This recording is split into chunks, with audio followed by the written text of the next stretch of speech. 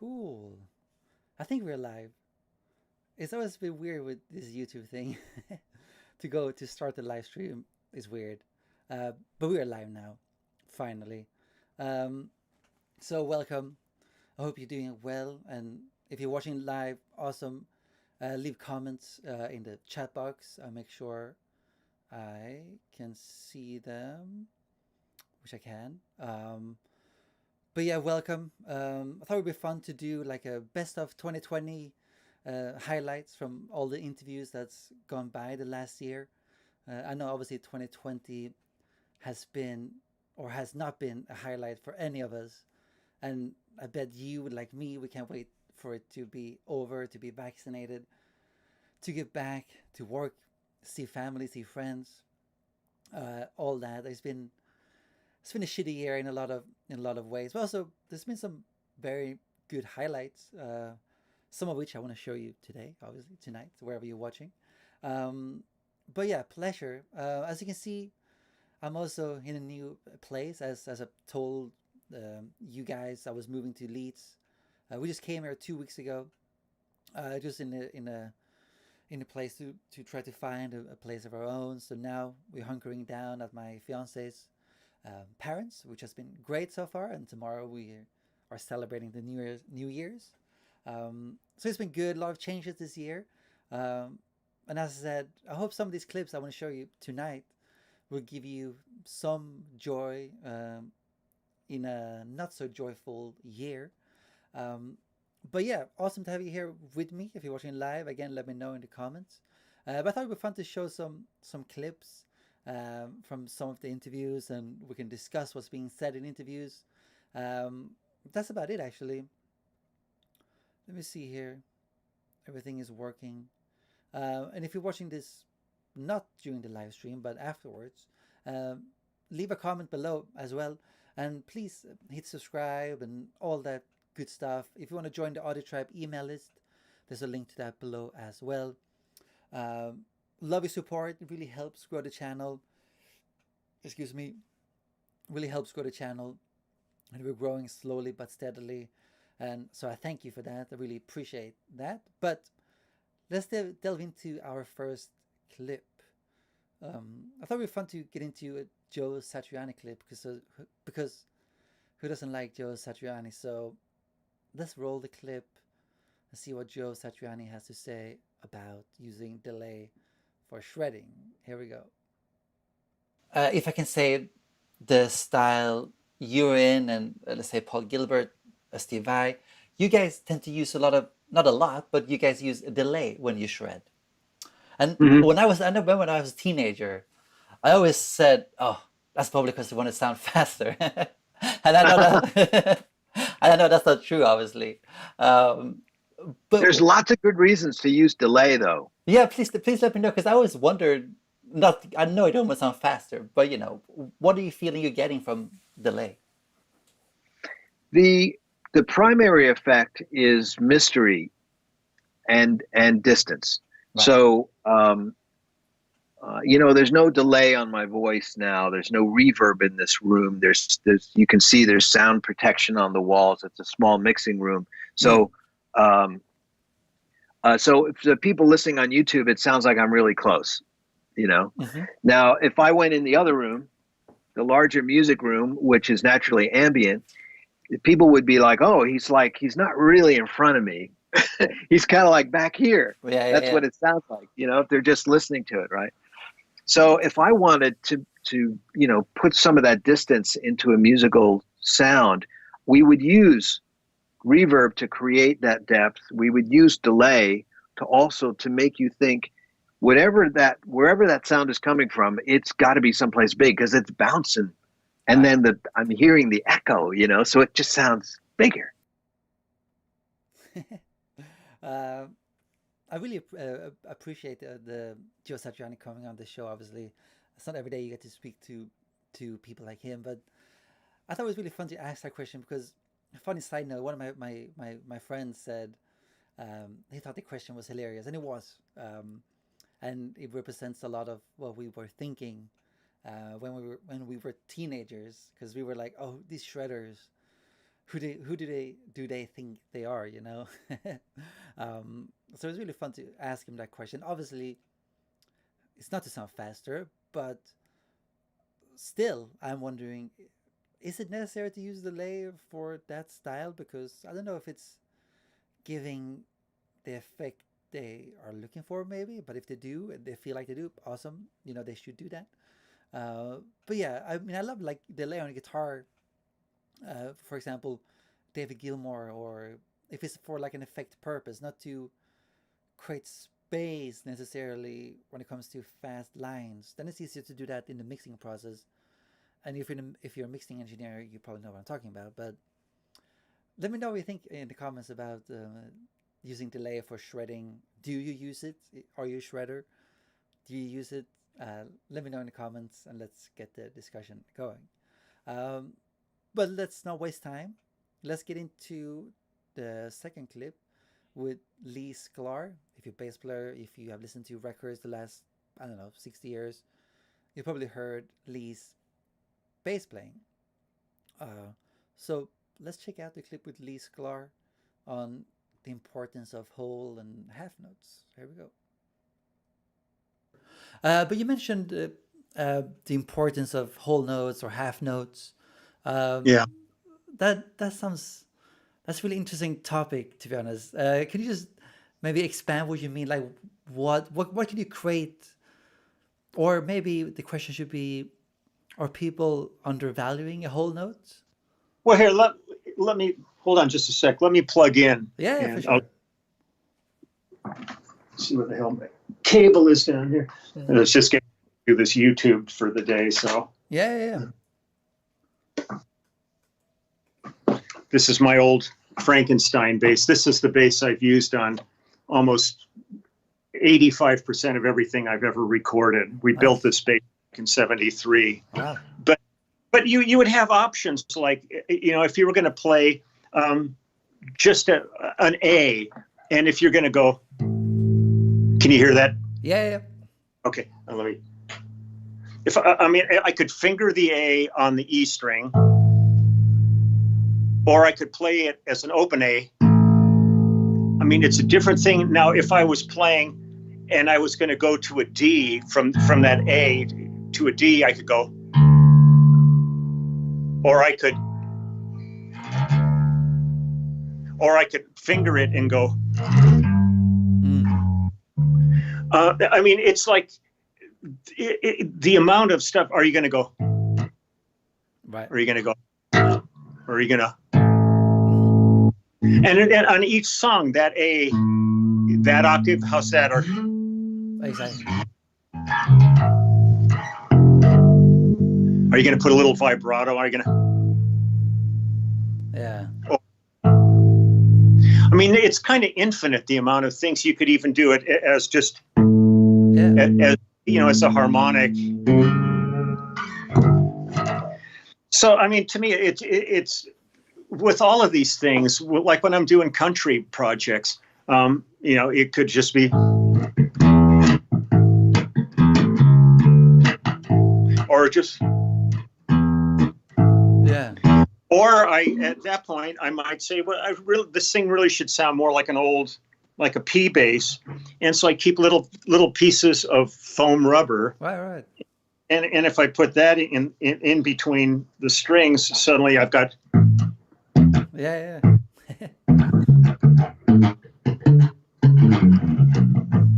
So, there's all these little, ideas and tricks. But once again, they are all predicated on that song, that specific song, and what are you going to do? And I've always, one of the things people have always like talked about with me and with my playing, it's like a tonal thing, and really just being able to milk these notes, and kind of find the right definition for each note. Yeah. And it's something that I ever, if somebody's like, people are talking to me about these performances that I'm doing on my YouTube channel, and they're starting to talk to me about things they're watching, like the way my hands are going. And I have no clue what the hell they're talking about until I go back and look at the video. because I'm in a different headspace. I'm not thinking about Right. what I'm doing. And they're going, oh, I love the angle of the way you're doing that and how you're, and I, what the fuck are you talking about? And then I go back and watch and I suddenly see what they're talking about. And it's something that to me was completely subconscious. It wasn't anything I was, thinking, well, on this song, I'm going to do this. I'm at that moment to that song. Right. And that's what I did. So I leave it up to others to let me know what I'm doing, kind of thing. Awesome. Pleasure to have Lee Sklar on the show as well, obviously. But what do you think about his approach to playing the bass?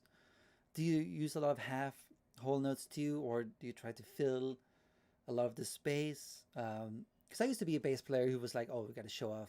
Got to be like Flea from Red Hot Chili Peppers, until you start listening to other players that are awesome, just awesome, like Pino Palladino.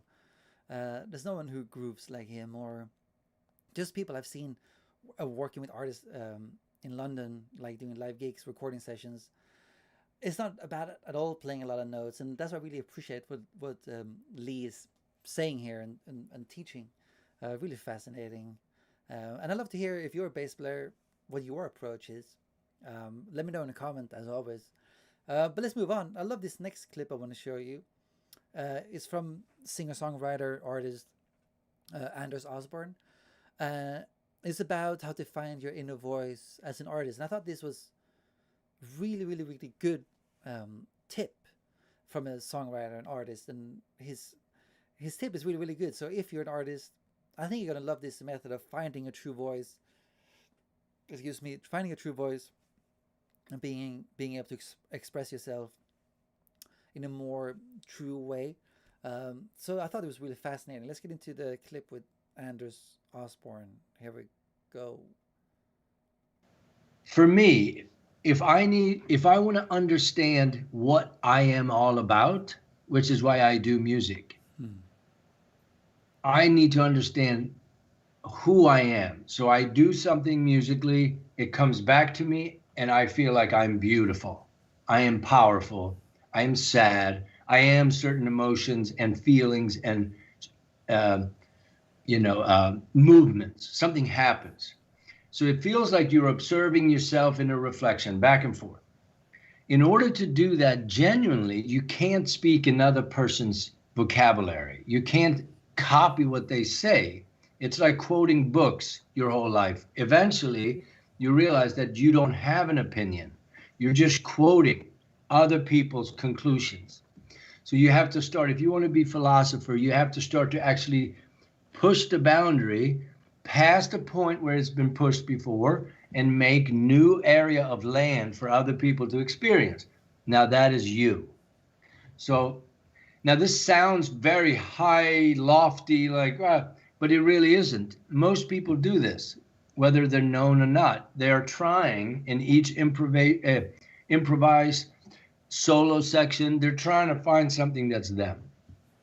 For my writing, I started by examining how I spoke. So I would say certain things, tape it, or write certain things, like, how would I say I've really missed, let's say my wife. I'm speaking to my wife. How would I say I've really, really missed you?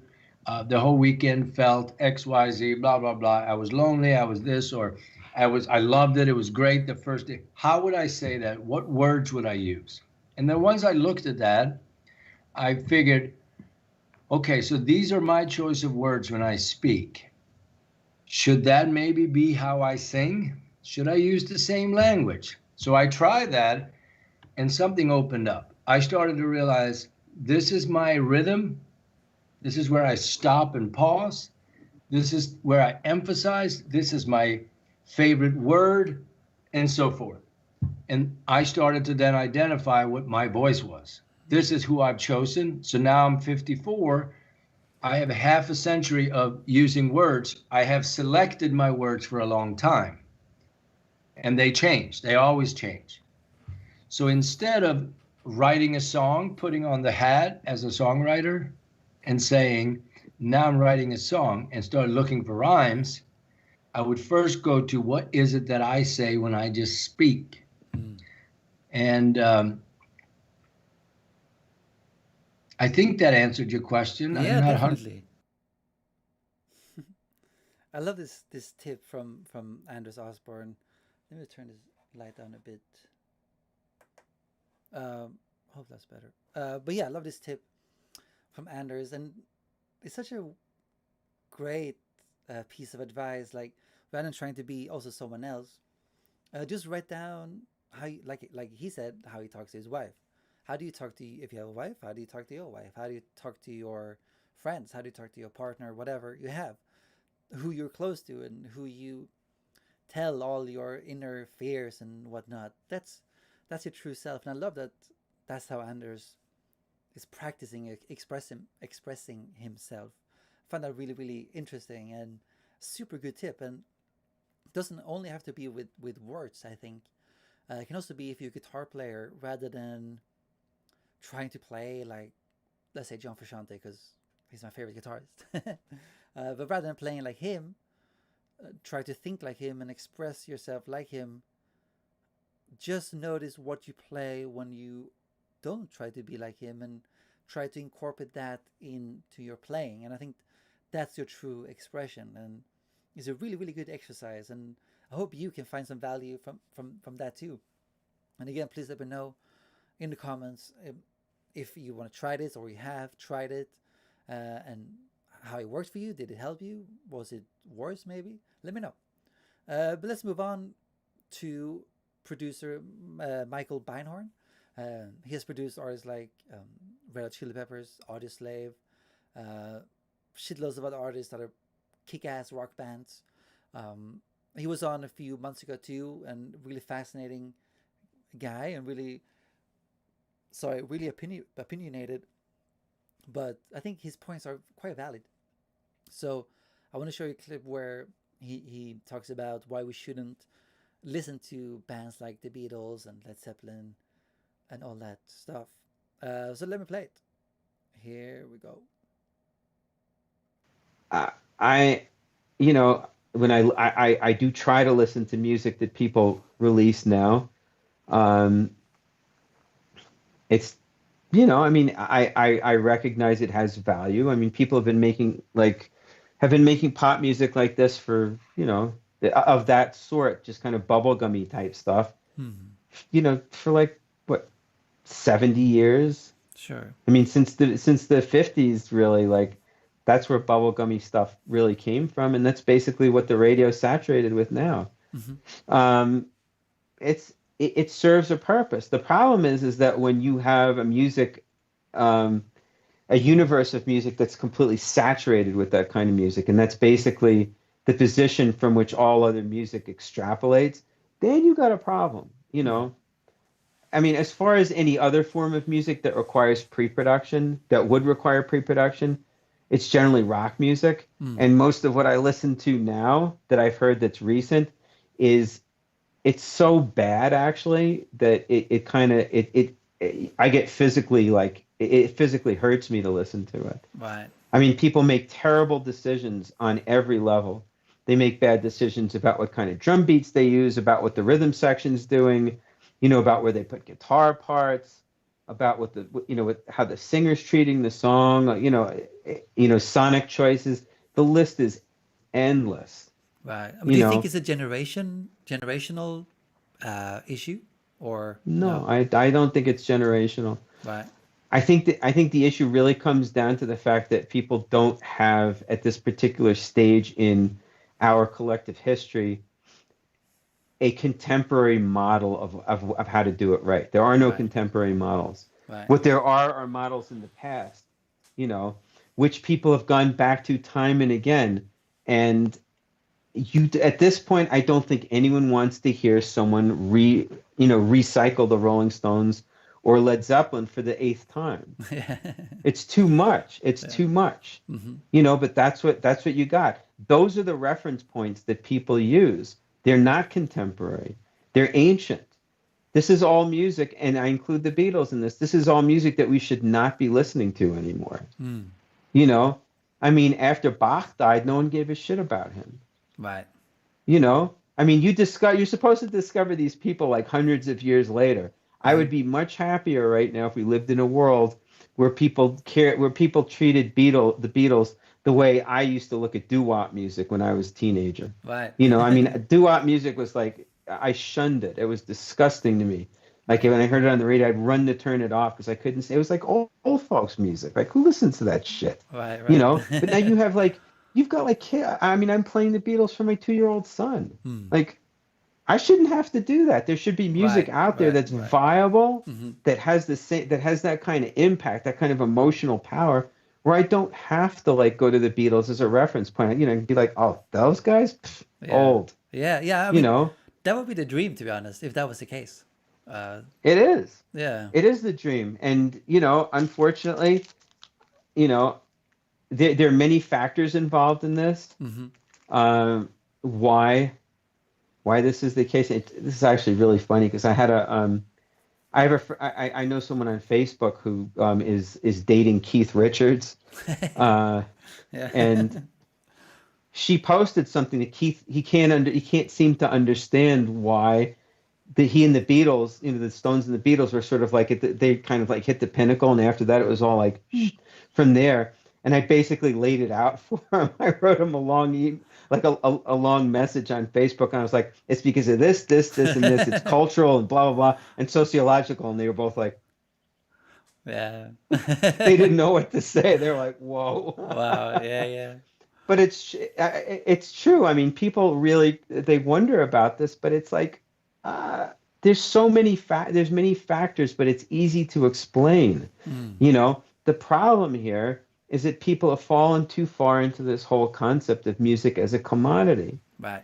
They've moved too far away from music as an art form because no one likes the term art Mm. because it's too highbrow and Right. it means something that like you can't get your head around. It's like no. Art is meant to be a personal expression. Awesome. Let me know what you think about his point of view in the comments too. I find it really, really fascinating and true, to be honest, because we shouldn't have to go back to the Beatles, Led Zeppelin, whoever, classic rock band we tend to go back to because, as Michael mentioned, there should be other bands out there that does that, who takes music to the next level. And like he said, no one really has done it, and I tend to agree with him. And especially if you look now, and I've spoken about this so many times with people on the show. So sorry if you're sick of me saying this, but music sounds so the same. There's no personality in music anymore, and it's true. I'm talking mainly about the top hits, and there's some really cool indie bands out there. Definitely some cool rock bands that I worked with too. But the majority of artists who who we hear about, they sound the same, and it's so damn annoying. And yeah, it needs to change. We need to create something new, and I hope we can do that. And I'm sure there are artists out there trying to do that. It might just get harder to be heard, but the fact that the music is a commodity is also not helping at all. But yeah, I'd love to hear your thoughts on this topic because it creates a lot of debate, I think, and I think it's necessary to have. And if you're like me, sick of hearing all those trap hi-hats, also let me know in the comments. But let's move on to the next clip. Oz Noy, jazz guitarist, very famous jazz guitarist, prominent, lives in New York, play with a lot of the big guys. We talked about intervals and stuff, so if you're into guitar playing, you're a guitarist like myself, I hope you're gonna like this clip as well. So here we go with Oz Noy. Yeah, so what are some of the exercises? Like, what is it with intervals that make you a better musician? Like, it's not about a better musician. It makes you have more control over the material that you play. Meaning, as a musician, you have harmony and melody. So harmony is chords, melody is scales, and then you have rhythms. Those are the three things that makes music, And then you have the actual sound, but that's a whole other thing. But so you have to have good rhythm, first of all, because if you don't have good rhythm, you can't play music. And then harmony is chords, so you have to know chords, and you have to know how harmony works. Like, so for that, doing voice leading is very important thing to do. So I do a lot of voice leadings. I really like doing that. When it comes to scales, you have to know what scales you can play over what harmony, what chords. So, and then there's plenty of scales. So you need to know all those scales that are either existing or that you want to use. And then when you practice those scales, when you start to do all the intervals, like jump in third, jump in fourth, jump in fifth, jump in sixth, and all that kind of stuff, or doing triads or four-note arpeggios, on and on. When you do that over those scales, first of all, you come up with really cool music, just really cool ideas. But it also makes you really understand that what you can do on those kind of scales, Right. So that's pretty much what it is. But yeah, I think like in my interpretation of it so far is if I just practice intervals, let's say triads, across, let's say, one string. Yeah. I never really, I don't think I still really understand how does that translate? How does that work? I guess, like, what's the purpose of that? I mean, you mentioned Well, some stuff now, but it's all that stuff is different. It's different. It works harmonically over certain scales, but that's what everybody's using. Like the jazz guys, they use that stuff all the time. Even the rock guys, it's just music. It comes from classical music, really. right, You know. right, So you have to understand the connection between harmony and melody, Hmm. and you have to learn it. It's not brain surgery. You just learn it in university, or a teacher teaches you. yeah, exactly, It's not anything hard to understand, but everybody applies it in different ways. That's why everybody's practicing. They still sound different. right, That's the beauty of music. exactly. But yeah, it's very interesting, the whole interval thing. So I mean, I thought also intervals was just a triads or just playing, let's say, the major scale. But this also arpeggios is part of intervals, and what is it, jumping like thirds? What does that mean? Any interval is anything that repeats itself in Right, a symmetrical kind of way. right, So let's say if you jump thirds on a scale, it's symmetrical, so you keep jumping thirds, so you get a certain sound. If you jump fifths, you get a different sound. If you jump sixths, but it's all symmetrical over a scale. The same thing you can do with triads. It's you do intervals of triads over a scale. It's the same thing. It's a symmetrical thing, and you just move it. I can't give a music lesson here. You know what I mean? You can go and look at my instructional videos. It's got all that stuff. But that's how it works. You don't have to do anything, but you should do these things because it opens up a lot of doors. You know what I mean? right, Musical doors. right. I, I honestly, I still think intervals is confusing. Not to play an interval, like you said, it's any repeating pattern, and you can play very commonly 1 3 5 to make a chord. That's very common, obviously, and I'm sure you know about that. But yeah, it's still confusing me what it actually means. You know, what does it mean practicing being able to play, let's say 1 3 5, because that's the most common one. What does that mean that I'm able to play that over a string? Let's say, for example, how does that help me write better songs? I don't really understand it yet, and I would love for someone to explain it to me. And if you know it, you know what to do. Leave me a comment in the comments, and let's see if you can make me understand it. Because some reason I'm not that smart when it comes to this. But I'd love to learn more, and if you know, please let me know in the comments. But let's go straight into another guitar related video. Tomo Fujita, very popular interview when it came out earlier this year. In this clip, we spoke about how not to be bored with your own guitar playing. And I know if you're a guitarist, probably like me, you have felt that many times. Was like, oh, playing the same thing again. So I asked Tomo this. Let's check it out.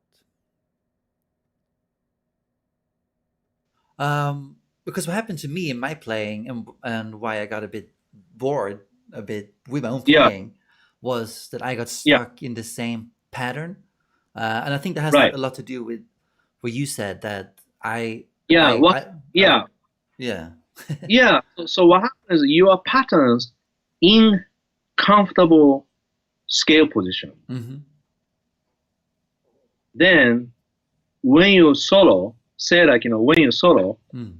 like for example, say like okay, let's play A. You are here. Then okay, next song, let's play E. You're here. Mm. If you do that, that's too much guitar player thing. Yeah. So that's why like if I do private lesson, I usually test certain key I ask, then I can see already the form exactly. Mm-hmm. Then I figure out what this person needs. Mm-hmm. In other words, I don't teach same patterns. I have a system a little bit, but then each person has different personality, different pace. Mm. So if I do individual lesson, I really figure out best for that person. I don't do from 1 to 10. Right. I just pick something in the middle. But anyway, so for your cases, I think you need more like refresh, maybe new phrasing, Mm-hmm. new chord changes, maybe, Mm. and then learn same phrase, but you want to learn at least 6 different positions. This part very mechanical, really mechanical way to locate different position. Then when you do, understand the degree, not the shape. So now, what's the difference? What's the difference between degree and shape, by the way? right? What happened is a degree is like it's just intervals. So any notes you play, you hear the notes. But also, my lessons, you don't touch notes till you hear it. Right. So if you cannot hear it, then your ear is a problem, not your finger. Mm-hmm. So that's the part you don't see till you do the lesson. Mm-hmm. Yeah. That sounds And awesome, then man. if you do that, the shape becomes secondary. Mm-hmm. You can still think shape, but still you really hear the tonality, character, color, intervals, everything. Yeah. So after that, when you hear the music, you have more choices to go. Not so when you say let's play A, you don't really go your hands around the 5th fret. You go somewhere else because that's your ear. Exactly. But to get there, to get there, you have to have a little bit of inspiration, a little bit of preparation, and then these interval things. Yeah. Yeah, I know that's my exact problem actually. That I don't do the I don't sing the note in my head before, for lack of a better word. Right. Because easier, and then especially smart person, they just know something, they just do it. Yeah. So sometimes at the lesson, okay, I just I give example. So like for you, for example, so let's play so and so chord changes, or how about this one? How are you gonna play? And I watch you how you play. Then I can really see the problem. Right. Problem means a process. Mm-hmm. Yeah, process. It sounds fascinating, man. Yeah. I love this clip with Tomo. I think he explains it beautifully, and also I love that he's saying, because this is very, very important, about he doesn't want you to, if I understand him correctly, is that he doesn't want you to just play a note because you can play it, but he wants you to play it if you hear it first. And I think that's key to great guitar players. They don't just play licks. You can definitely tell if a player just plays a bunch of licks. And I used to play just a bunch of licks after each other, and it wasn't that original. It might have been cool, it sounded cool, but again, it goes back to also what Anders Osborne was saying about expressing your true self and all that. And yeah, it's very important. So if you can hear the note you want to play before you play it, that's the level you want to reach. And I think the last year, I think at least, that's something I've been very conscious about, and I hope it has benefit in my songwriting. At least I think so, but we'll see what other people think when they hear it. Uh, but that's if I could also, and if you can, definitely have a lesson with Tomo. He's a great guy, amazing guitar teacher. He's the guitar teacher at Berkeley, the famous university in Brooklyn, I guess. Is it? Oh, not Brooklyn. Maybe it's Boston. Sorry if I offend anyone from Brooklyn or Boston. But yeah, get a lesson with him. He does them online over Skype. I'm definitely gonna have one at some point. He seemed such a great teacher, and he understands music so well and guitar playing. So if you can, go check Tomo's stuff out. But let's move on to a different sort of topic. This was with the. This clip was with my interview. Sorry, was my interview with David Garfield, keyboardist from Los Angeles. He has his own label, runs his own thing basically, and he's played with legendary artists as well, like Smokey Robinson, and many others. And he runs his own label. We talked about how he doubled his streams from 1 million to 2 million.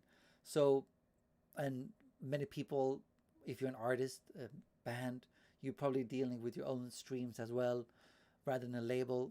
And I hope this tip can be valuable. And it's a very simple tip, but if you really apply it, I think you can also double your stream. So let's check out what David had to say about how to double your streams. So here we go with David Garfield. But how do you how did you reach that goal of doubling your streams from 1 to 2 million? What was the process? Well, you put out more music. Oh yeah. More music you have out, the more streams you get. I work with some publicists, do publicity, and then we also advertise. We advertise on social media, Facebook, Instagram, and then tell people like when we do the concert, I'll say listen to us on Spotify. So it's like you have to tell people, but then we also through Spotify we're able to pitch our releases to their editors. Ah, cool. And, we've been very lucky. We've had 6 songs actually picked up by Spotify's editorial playlists. It's huge. And that's a big playlist. Yeah. Yeah, their playlist. Like I'll give you an example. Let me get my phone. Sure. So like the Spotify editorial playlists. Let's see. So this one here has 90,000 followers. Right. And so being on that has really helped, Yeah, definitely. There's another one here that I got on that has 344,000 followers. Nice. So, and here's one with, let's see. But that's you get the idea. 100,000 followers. So the key is to get on the big playlists, I guess. Yeah, like if you. Actually, let's stop this clip here, because I think it rambles on a bit there because it was slow. But oh, sorry, it looked like I was not paying attention to David in that interview at that particular moment. But I was just trying to find the playlist for him that we were looking for. So no offense to David, obviously, great guy, and go check his music out.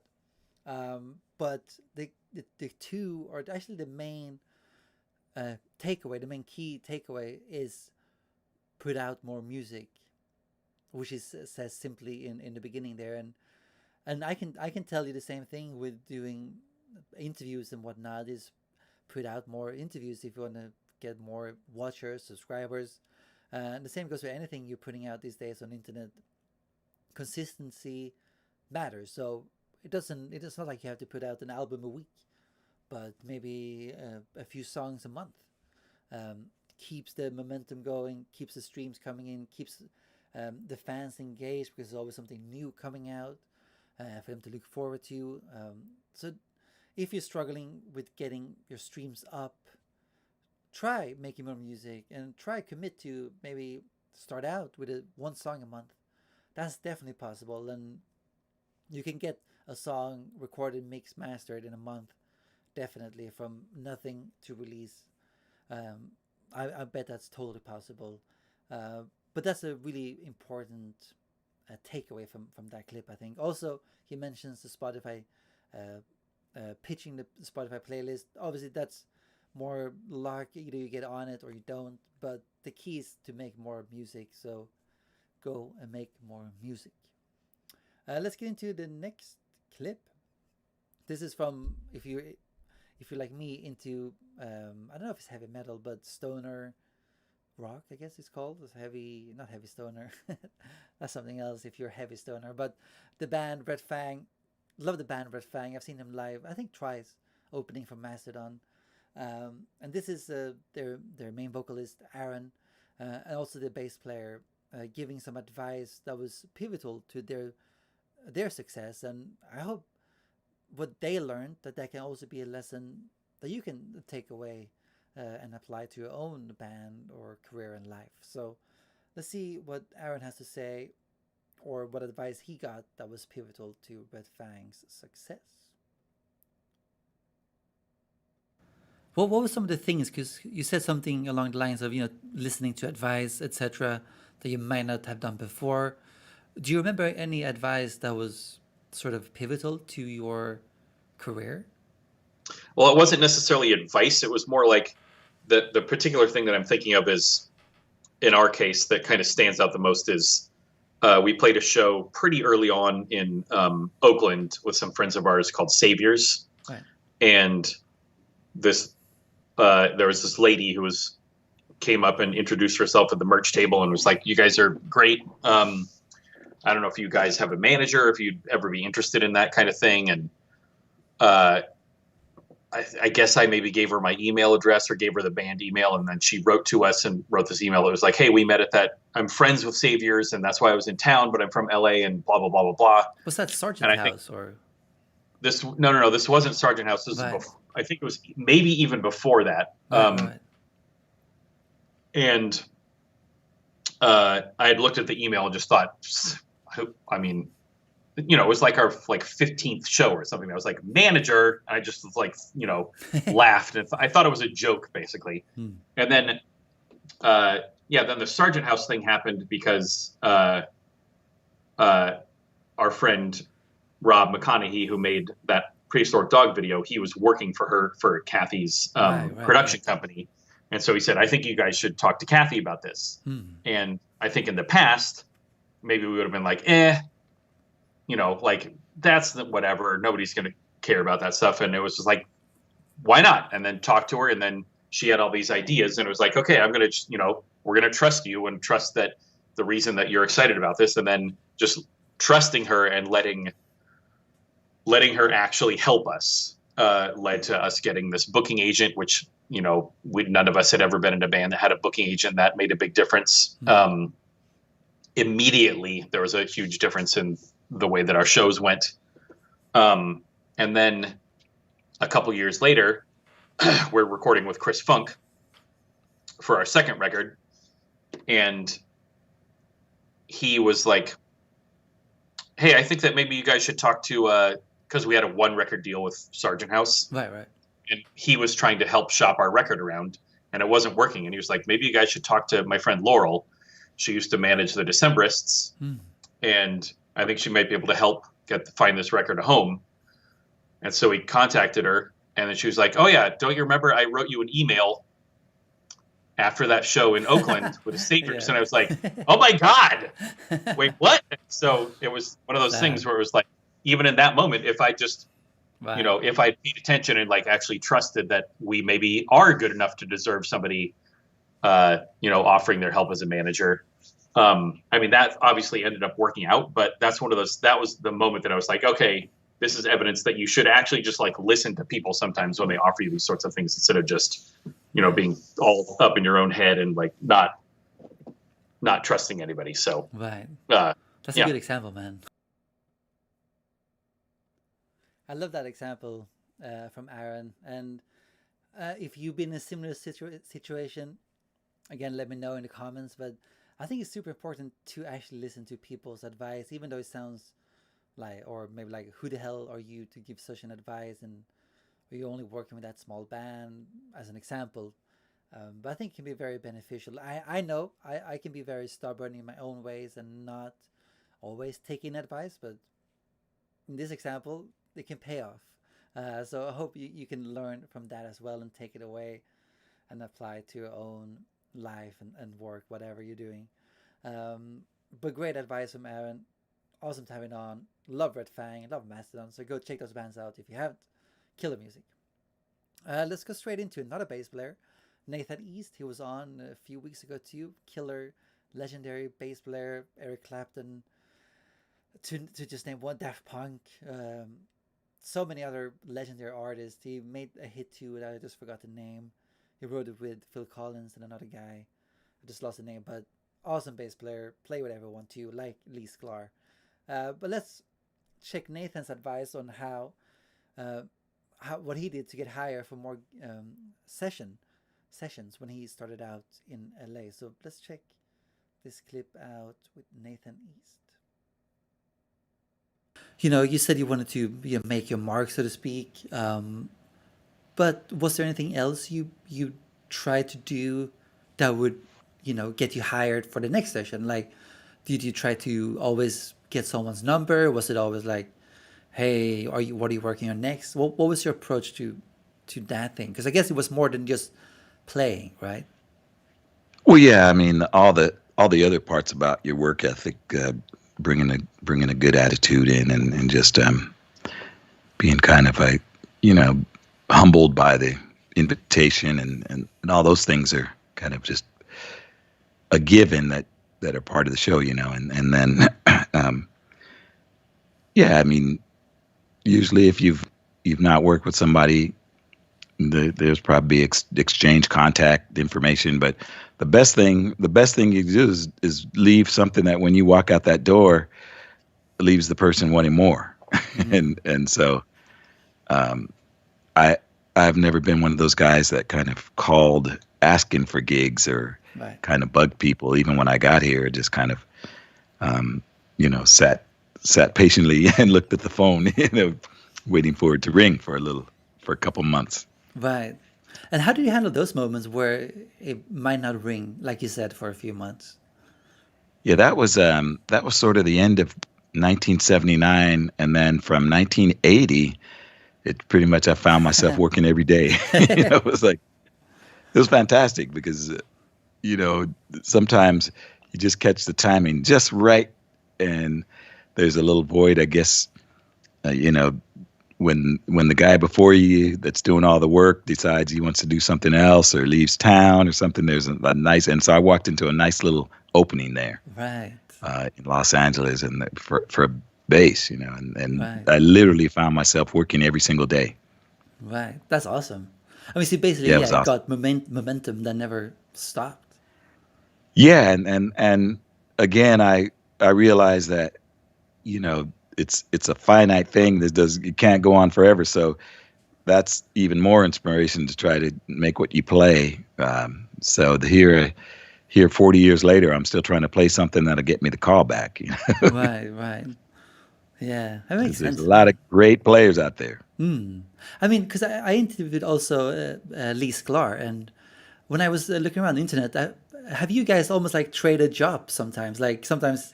Yeah. You play with some of his acts, and I don't know if he maybe got some of yours. Yeah, we both have been members of Toto. Yeah, exactly. Yeah. Been members of Phil Collins' band, and it's kind of flip-flops too, because then you get busy.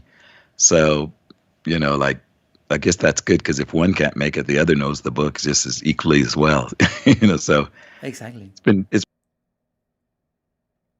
I'm gonna stop that clip there actually, because there's so much good advice, and it's also just incredible that Nathan has been busy since 1980. I don't know anyone else who has just been busy with work for 40 years now, I guess. I mean, that he struggled back in 1979 is surreal. And obviously it's awesome for him. I'm really happy for him, and obviously he deserves all the accolades he can get and gets. But to be able to say I've been busy since 1980 that's rare, very rare. I mean, even having some really popular, famous mixing engineers on here, uh, many of them struggle. The struggle is part of the job, um, even if you've had hit records, you know. So that that Nathan has been busy for so long is just incredible. But what it says about how he got hired and kept getting hired as a session player was just good work attitude and showing up and trying to put his mark. That's also one of his things, and that's quite interesting. Like he just didn't want to go in and just sit back and play the easy part, even though sometimes that's the right part. But he also wanted to leave a mark where people are like, oh, who's that guy?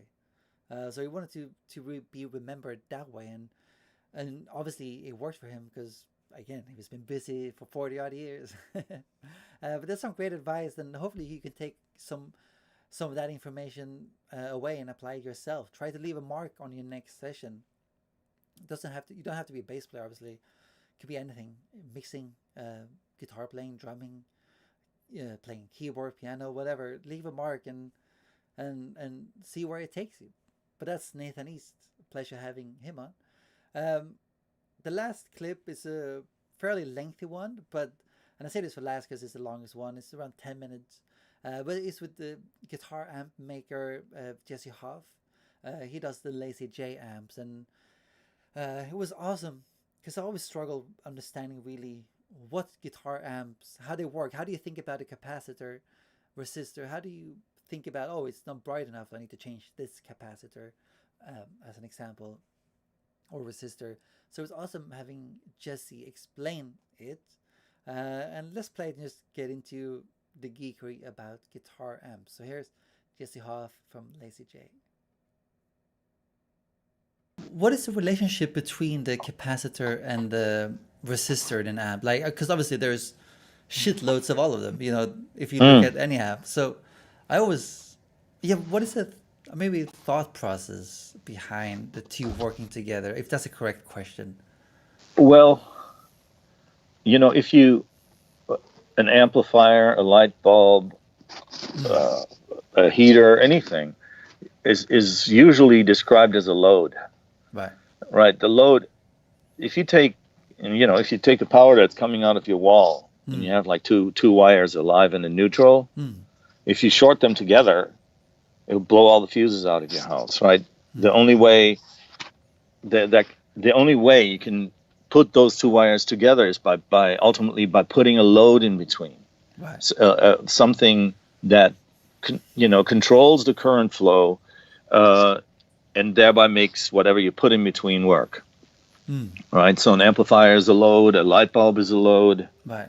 And this load essentially has a resistance, right, or an impedance, and that's what stops the thing they're shorting out and blowing the fuses, right? Because it controls the current flow. Right. Now the whole idea in an amplifier is, it's interesting. I mean, where do you begin with you see, with current flow, what happens is you, just to be very crudely, sure. You got to think of electrons, right? Mm-hmm. Electrons live in the ground, and they're negatively charged, and they're attracted, like anything in life, in the world, is seeking to equalize potential. So if you have like an empty bucket and a bucket with a lot of water, and you connect the two, they're trying to seek a level that both of them then will have this,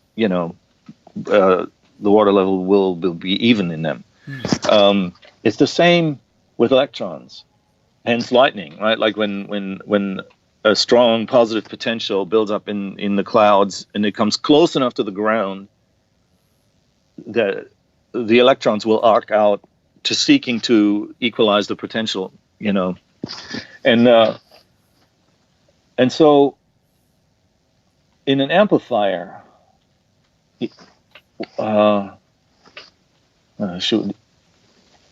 when they started making light bulbs, right? Mm-hmm. They had basically just a filament inside the light bulb that in that filament, essentially that filament had a resistance, and that resistance would make the wire glow, but it wouldn't make it burn out. The whole idea was to control how much current flowed through the wire. Mm-hmm. So by making the wire have a certain resistance, you could control the current that went through the wire. But they found that the material they used initially would burn, and it would blacken the inside of the glass, and these light bulbs would go very dim very quickly. Right. So then they tried to figure out how to, attract all the soot from this burning filament to just one point in the glass. So they introduced another electrode in the glass to attract the soot away from the glass, attract the soot to this one point rather than all over the glass. And then what they found was that they accidentally had created a diode. Right. That current was flowing away from the filament through the vacuum to this other electrode. Now, to get from there to amplification is only one more step, really. Right. Clever, really, when you think about it. They thought, okay, the only way that we can control how much current flows through this vacuum is by the actual distance between the two, these two, the physical distance inside the vacuum, but also the potential difference between what they call the cathode, is what's attached to ground, where the negative electrons flow from, and the positive potential. So that's physical space, but also how high the potential difference is. If you then take and then at this point, and this is what they came up with, so you got the cathode at the bottom, you got the anode, the plate at the top with the high potential on. If you put a third element into the middle, which is called the grid, control grid, that's now called a triode. Right. And your typical 12AX7s, your typical preamp tubes, they're all triodes. And a triode is the idea is that if the electrons are attracted to high positive potential because the electrons are negative. If you turn up the high positive potential on the anode high enough, or you move it close enough, there'll be a crazy unlimited flow of electrons. It'll be a discharge, kind of like lightning. What they came up with is you put this control grid in between and make it negative, it will repel the electrons back again, because opposites attract, but likes repel. So the negative electrons, while they want to go towards this positive potential at the top, if you put this negative thing in between, the electrons, it will hide this strong positive potential from the electrons somewhat, right? So if you then adjust how negative you make that, you can allow, kind of like a faucet, that's why they call tubes valves in England. It acts like a valve, right? So it's kind of like turning a faucet up and down. Right. So you can either have a lot of electron flow by making this grid less negative, or you make it more negative, it holds the current flow back. Right. Now we have a valve. Now we're very close to controlling the current flow. Right. And now we're very close to amplification, because if we now superimpose the signal onto this negative, this is the operating point that you set on this, the negativity on this control grid, right? That you've preset now controls the current flow, makes it manageable through the tube. But that's just a steady current flow now, an idle current, right? Kind of like the tick over on your car when you're sitting when you're not actually driving. If you now superimpose the signal onto this negative potential. The signal is AC, so it goes up and down. And every time it goes up more, it turns the tube on more. Current flow increases. When it goes negative, decreases. So the current flow inside the tube begins to take on the shape of the signal. Right.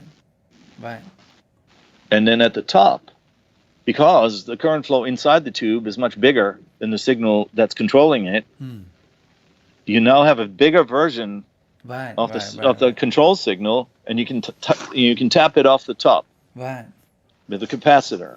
Now the tube, in order to set these operating points on the tube, you cannot just attach the cathode to ground and the plate and the anode to the high positive potential on the transformer. The tube would just fry. And so in order to control that, you need resistors. So you basically stand the tube in between resistances, so there'll be a resistance. So instead of having the cathode of the tube planted on the ground, it's suspended in the air, so to speak, on top of a resistor. And at the top, this is what I'm talking about, a regular amplifier stage now, with a and at the top you have what they call a load resistor, a plate load resistor. And so the tube will then be suspended between the high B plus, the positive potential, and the ground. Right. And that's what sets the operating parameters for this tube. And so that's why these, what we call RC stages, R for resistor and C for capacitor. So that's your typical gain stages. They consist of resistors, capacitors, and tubes. That's fascinating, man. Thanks for explaining it. I wish I'd invented that. Yeah. Much cleverer people than me came up with that 100 years ago. Wow. So. Are you confused? Actually, I was confused watching it again. Felt like I understood it way better when I talked to Jesse a few months ago in the summer, when it's not this bloody awful weather. But it's very fascinating still, learning more about how guitar amps work. And if you're interested in this too, I hope you found this information from Jesse valuable. And then if you haven't checked out the Lazy J guitar amps, definitely go check them out. One of the best guitar amps out there. And if you get the amp with the reverb, spring reverb on it, it's killer. You're gonna love it. So go check out Lazy J amps and yeah, just enjoy the sound, I guess. But that's it for this best of 2020 live stream. Thanks for watching. And again, I know that the year hasn't been a best of at all, but it was still fun going through some highlights from the interviews that's come by this year. And I hope you got some enjoyment out of it. And hopefully you learned something too that you can take away and apply to your own life and career. And also, please subscribe to the YouTube channel. Love your support. The channel is growing slowly but steadily, and I really appreciate your help. And I hope we can continue this in 2021 and have some good guests booked already. So I hope you can enjoy those interviews. And also, feel free to join the Audio Tribe email list. Just click the link below, enter your name and email address, and you have joined the Audio Tribe email list. And if you join, you get interviews or exclusive access to interviews before the public, and a chance to ask up-and-coming guest questions, and a lot more, like more live streams that I like to do like this in the future that would be exclusive to you guys on the Audio Tribe email list. So I'd love to see you join that too. But that's it for this live stream. Real pleasure having you here. I hope you enjoyed it. And yeah, I will see you in 2021 then, and have a great New Year's Eve and stay safe. Take care.